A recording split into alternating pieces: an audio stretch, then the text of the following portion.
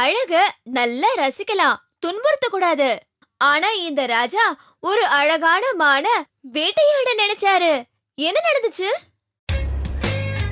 ராஜாவும் தங்க நிற மானும். ஒரு நாள் ராஜாவும் அவருடைய சேவகனும் காட்டிற்கு வேட்டையாட போனார்கள்.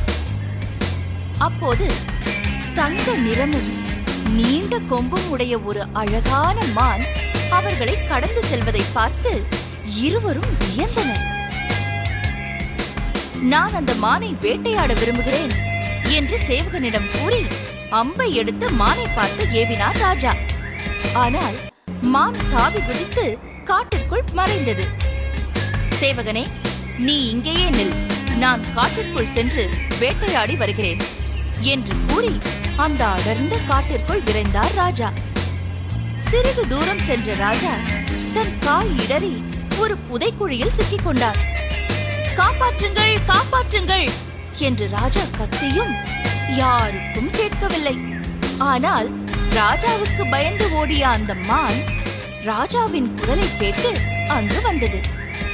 மான் தனது நீண்ட கொம்பை ராஜாவின் கைகளுக்கு அருகே தாழ்த்தி, ராஜாவே, எனது கொம்புகளை பற்றிக் கொள்ளுங்கள், நான் உங்களை வெளியே இழுக்கிறேன் என்றது. அவ்வாறே செய்து ராஜாவும் வெளியே வந்தார்.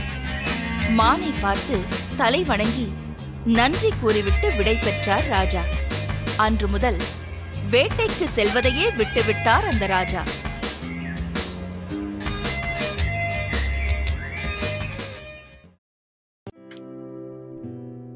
மானுடைய நிறம் என்ன? சிகப்பு நிறம், தங்க நிறம், வெள்ளை நிறம், கருப்பு நிறம். தங்க நிறம் சரியான விடை.